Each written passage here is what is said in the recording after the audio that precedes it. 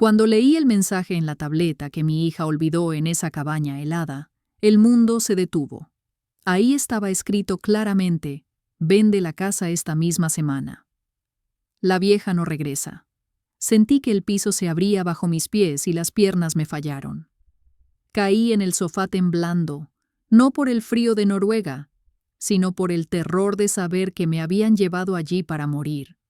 Ella pensó que era mi final, pero cometió un error fatal: subestimar a una madre que lucha por su vida. Suscríbete al canal y activa la campanita ahora mismo para descubrir cómo logré sobrevivir a esta traición.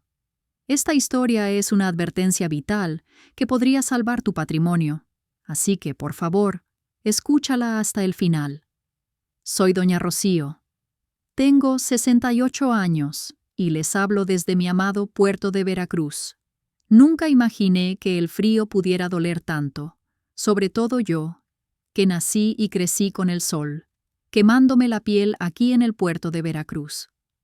Recuerdo perfectamente esa mañana, la última mañana en mi casa, como si la tuviera grabada a fuego en la memoria. El ventilador de techo de mi cocina giraba despacito haciendo un ruidito rítmico. Clac, clac, clac, como si él también tuviera flojera por el calorón que ya hacía a las 8 de la mañana. Yo estaba ahí, parada frente a la estufa, preparándome mi último café lechero, ese que me gusta servir en vaso de vidrio, para ver cómo la leche caliente se mezcla con el extracto de café bien cargado, como se acostumbra acá en mi tierra. Mi maleta estaba abierta sobre la cama de mi cuarto, y la imagen era casi ridícula. Se veía tan rara aquella valija vieja llena de abrigos gruesos, bufandas de lana y guantes térmicos que mi hija Sofía me había comprado a las prisas en una tienda departamental. Imagínense la escena. Afuera se escuchaban las bocinas de los barcos entrando al puerto y el grito del panadero ofreciendo conchas calientes. Y adentro yo doblando ropa para sobrevivir en el hielo. Sudaba nada más de tocar esas telas pesadas. Sofía me decía que era un regalo, que después de tanto trabajar me merecía unas vacaciones de lujo en Noruega, que allá el aire era puro y me iba a servir para mis pulmones cansados de respirar humo de anfre. Yo solo pensaba en cómo iba a extrañar el olor a salitre y humedad que se mete por las ventanas de mi casita, ese olor a mar que para mí es olor a vida. Sofía andaba de un lado a otro por la sala, nerviosa, caminando en círculos como gallina sin cabeza. Revisaba los pasaportes una y otra vez, checaba el reloj del celular cada 2 minutos y resoplaba con impaciencia. Me apuraba con una insistencia que me empezó a molestar en el pecho. Me decía que ya cerrara la maleta, que el taxi estaba por llegar, que no podíamos arriesgarnos a perder el vuelo de conexión en la Ciudad de México. Yo la miraba de reojo mientras le daba un sorbo a mi café y no reconocía a mi muchacha. Tenía los ojos desorbitados y las manos le temblaban ligeramente cuando metió un folder amarillo en su bolsa de mano. Me acordé de que apenas un día antes me había llevado a una oficina muy elegante para firmar unos papeles. Me dijo que era para que ella pudiera apagar la luz y el agua de la casa mientras yo no estaba. Y yo firmé donde ella me dijo: porque una madre confía, una madre no piensa mal. Pero ahora, viéndola tan agitada, sentí algo raro en la boca del estómago. Una de esas corazonadas que tenemos las viejas y que rara vez fallan. No era un dolor físico, era más bien como una sombra, una punzada de duda. Le pregunté despacito, tratando de sonar tranquila: ¿por qué tanta prisa por sacarme del país si el vuelo internacional no salía hasta la noche?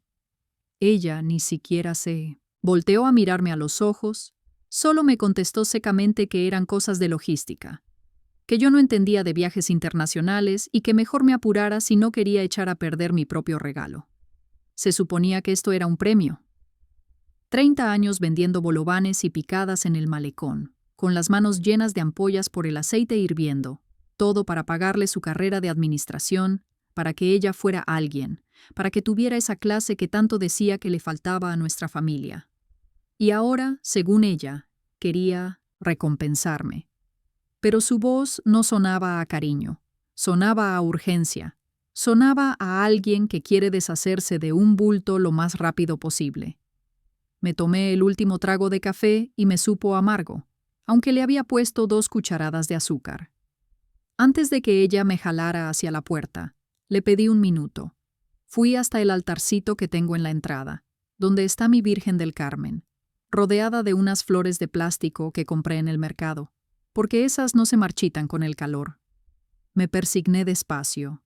La miré fijamente a los ojos a mi virgencita y sentí un nudo en la garganta que no me dejaba respirar. No sé por qué, pero sentí que me estaba despidiendo de mis cosas, de mis paredes despintadas que Sofía siempre criticaba, de mi piso de mosaico viejo, de mi vida entera. Recé en silencio, pidiéndole que me cuidara, porque aunque iba con mi hija, me sentía más sola que nunca. Sofía me gritó desde la banqueta que el taxi ya estaba ahí y que me dejara de santurronerías.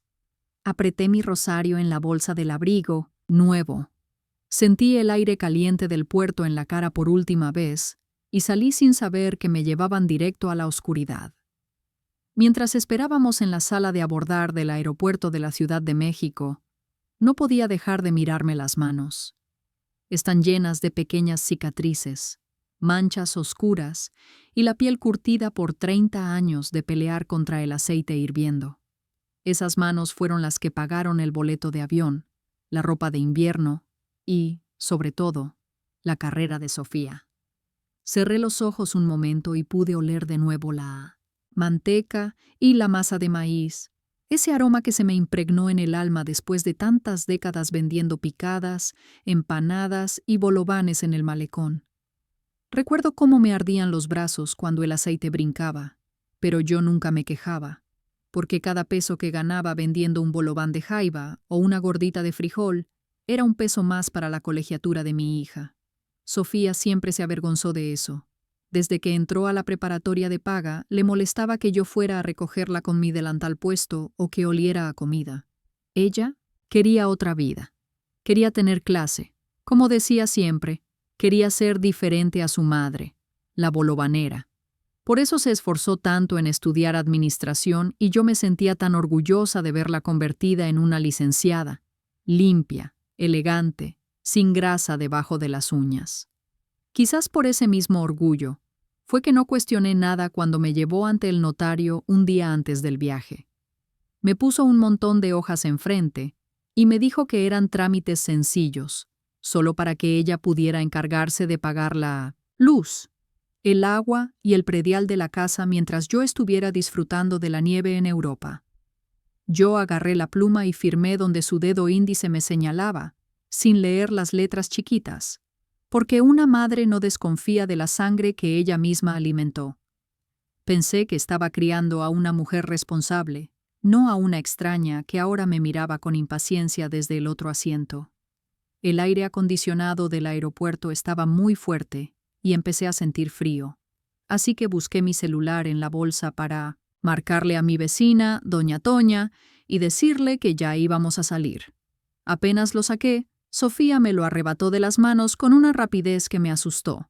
Me dijo muy seria que necesitaba configurarle el plan internacional, que si lo usaba así me iban a cobrar una fortuna y que ella no estaba para tirar el dinero. Intenté decirle que solo sería una llamadita rápida, pero ella lo había guardado en el fondo de su bolso de marca. Cerrando el cierre con fuerza, le pedí que me lo devolviera, que me sentía incomunicada, pero ella ni siquiera me volteó a ver. Seguía tecleando en su propia tableta, ignorando mi angustia como si yo fuera una niña chiquita haciendo berrinche. Fue en ese momento, justo antes de que nos llamaran para subir al avión que nos llevaría al otro lado del mundo. Cuando Sofía se giró hacia mí, me tomó de la mano, pero su tacto no tenía calor, se sentía seco y distante. Me miró a los ojos y soltó una frase que en ese instante me pareció un consuelo, pero que ahora, repasándola en mi cabeza, me helaba la sangre más que el aire acondicionado. Me dijo con una voz suavecita que allá iba a descansar de todo esto, que por fin iba a dejar de trabajar y de sufrir. Me aseguró que ya no iba a tener que preocuparte por nada, Absolutamente nada, ni siquiera por despertar. En ese momento quise creer que se refería a dormir tranquila, a descansar los huesos, pero el brillo en sus ojos no era de amor, era de una frialdad calculadora que me hizo apretar el rosario dentro de mi abrigo, rogando porque mi imaginación de vieja me estuviera traicionando y no fuera mi propia hija la que me estuviera llevando al matadero. Han pasado 3 días desde que Sofía cerró la puerta de esta cabaña y me dejó sola en medio de la nada. 3 días eternos en los que no he visto más que nieve por la ventana, un blanco infinito que lastima los ojos y que se siente como una sábana mortuoria cubriendo el mundo. Me dijo que iba a la ciudad más cercana a comprar comida y cosas que nos hacían falta, que no tardaba, que me quedara quietecita para no resbalarme en el hielo. Pero las horas se volvieron días y el silencio de este lugar se me ha metido en los huesos. Aquí no se escuchan los grillos, ni el mar, ni el vecino gritando. Aquí el silencio pesa, aplasta y para colmo. Esta mañana el aparato de la calefacción hizo un ruido extraño, como un suspiro largo, y se apagó. Al principio no le di importancia, pero el frío de Noruega no perdona. Entra por las rendijas como si fuera un animal hambriento buscando morder. Estoy envuelta en 3 cobijas, y aún así no dejo de temblar. El frío aquí no es como el norte que pega en Veracruz, que te despeina y te refresca. Este frío duele. Se siente como agujas clavándose en las coyunturas. Intenté prender la estufa de leña, pero no encontré cerillos ni encendedor por ningún lado. Y mis manos están tan entumidas que apenas puedo mover los dedos. Fue buscando algo con qué calentarme entre los cojines del sillón cuando sentí algo duro. Metí la mano y saqué una tableta electrónica de esas modernas que usa mi hija. Seguro se le resbaló de la bolsa con las prisas. Al tocar la pantalla se iluminó de golpe, y lo que vi me hizo olvidar el frío del cuerpo para sentir un hielo mucho peor en el alma.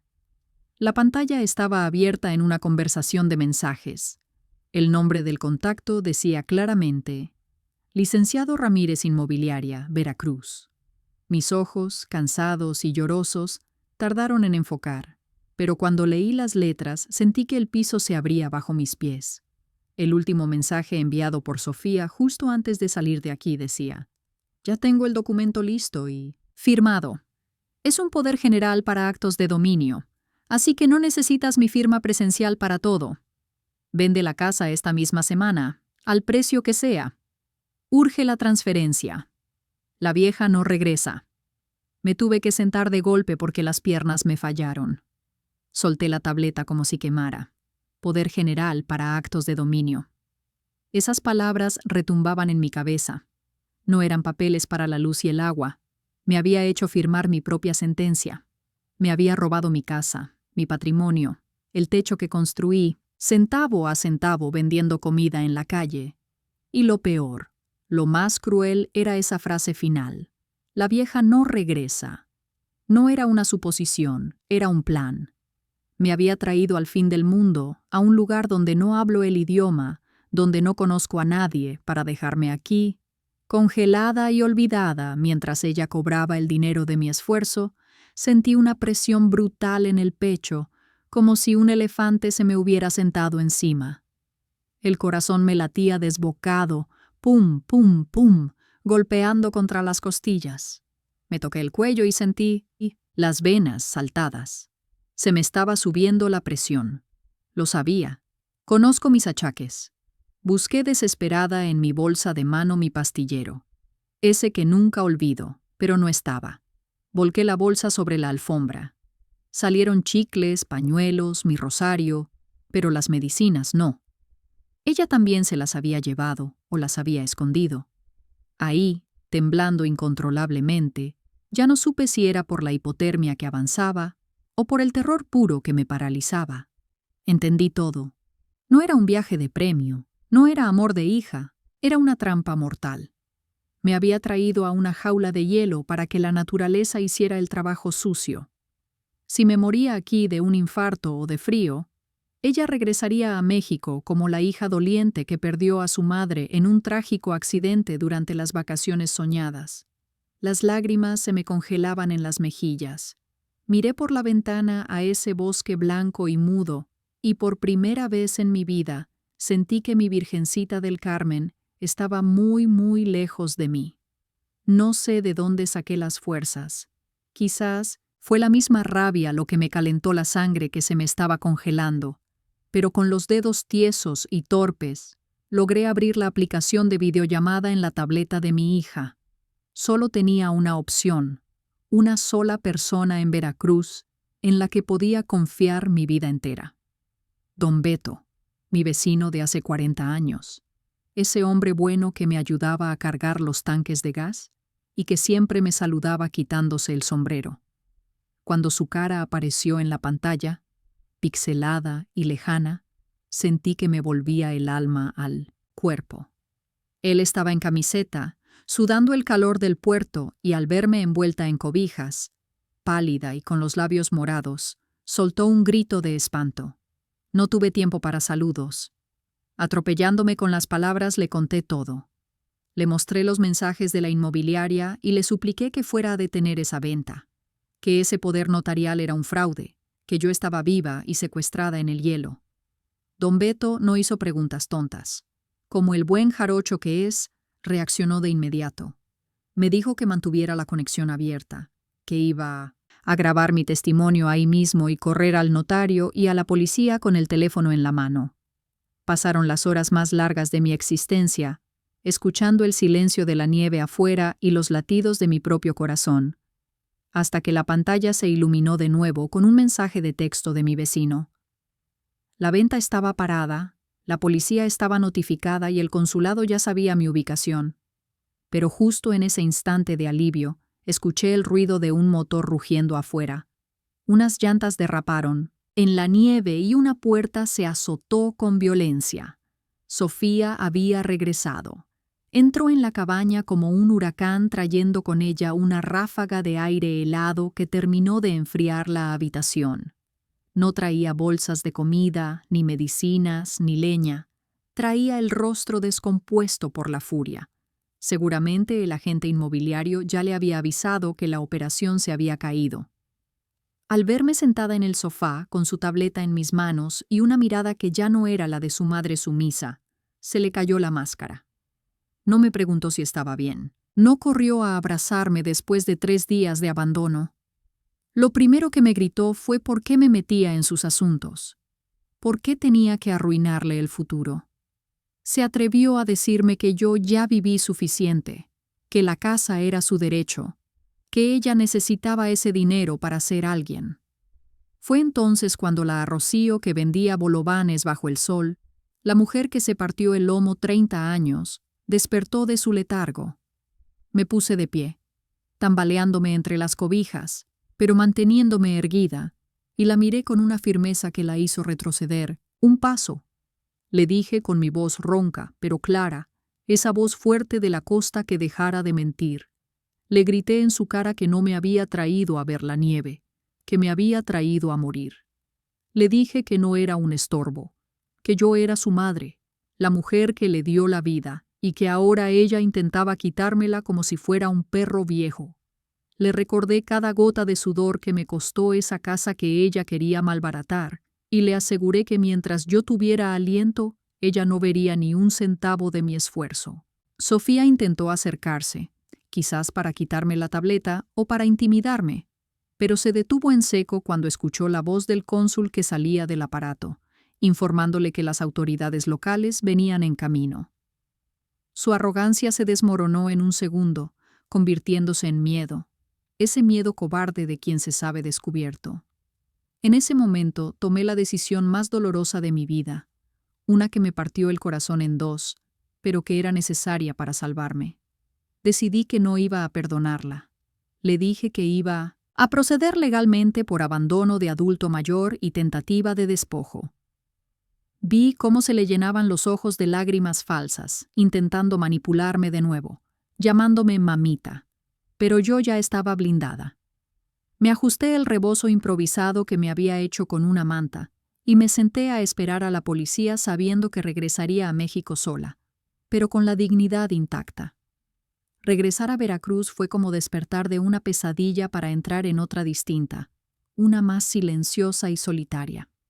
Ya estoy, aquí, sentada en la banqueta del malecón, sintiendo cómo el bochorno húmedo del puerto se me pega a la piel, ese calor pegajoso que antes me hacía renegar y que ahora recibo como una bendición. Sin embargo, aunque el termómetro marca 30 grados y el sol está que raja las piedras, todavía siento un frío canijo allá adentro, en el centro del pecho, donde dicen que vive el alma. La casa sigue ahí, en mi colonia de siempre, con sus paredes despintadas y su piso de mosaico que tanto le molestaba a Sofía. Logré salvarla, gracias a la intervención de don Beto y a la rapidez con la que el abogado presentó la revocación del poder notarial ante el registro público. La venta se canceló apenas unas horas antes de concretarse. La ley estuvo de mi lado y la denuncia por abandono y tentativa de fraude que puse allá en el consulado sigue su curso. Pero entrar a mi casa vacía fue más difícil que sobrevivir a la nieve. El silencio en mi cocina ya no es paz, es ausencia. Me preparé unas gorditas de frijol con salsa roja, esas que tanto se me antojaban cuando estaba tiritando en la cabaña, pero al morderlas me supieron a ceniza. No era la masa, era la muina, el coraje atorado que no me deja pasar bocado. Me la paso mirando la silla donde Sofía se sentaba a hacer la tarea cuando era niña. Y no puedo evitar preguntarme en qué momento mi niña, la que me hacía dibujos del Día de las Madres, se convirtió en ese monstruo capaz de dejarme morir como un perro callejero en el fin del mundo. Dicen que cría cuervos y te sacarán los ojos, pero nunca dicen que duele tanto cuando te arrancan el corazón.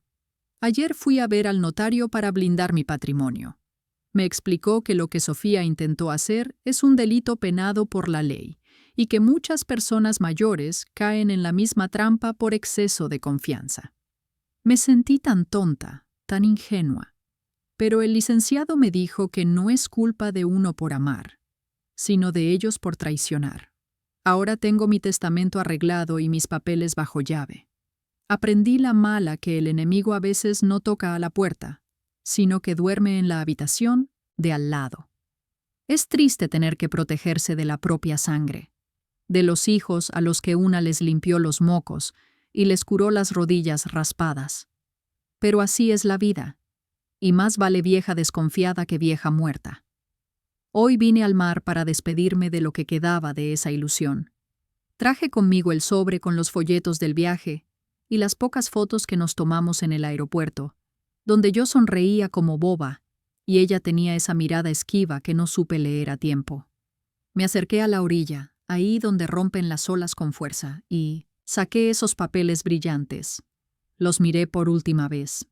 Eran la prueba de mi estupidez, pero también de mi supervivencia. Con una rabia tranquila los hice pedazos, rompiéndolos en cachitos tan pequeños que el viento del norte se los fue llevando mar adentro. Vi cómo los pedazos de papel flotaban un momento antes de hundirse en el agua oscura, y sentí que con ellos se iba también la culpa de no haber sido la madre de clase que ella quería. Yo fui la madre que pudo ser, la que trabajó, la que amó, y eso tiene que bastar. Me quedé un rato ahí, rezándole bajito a mi Virgen del Carmen, pidiéndole no por Sofía, porque el perdón todavía me queda grande, sino por mí. Le pedí que me quitara este hielo del corazón y me devolviera las ganas de prender la estufa. Al levantarme, me sacudí la arena de la falda y respiré hondo ese olor a salitre y pescado que tanto extrañé. Estoy sola. Sí, me traicionaron.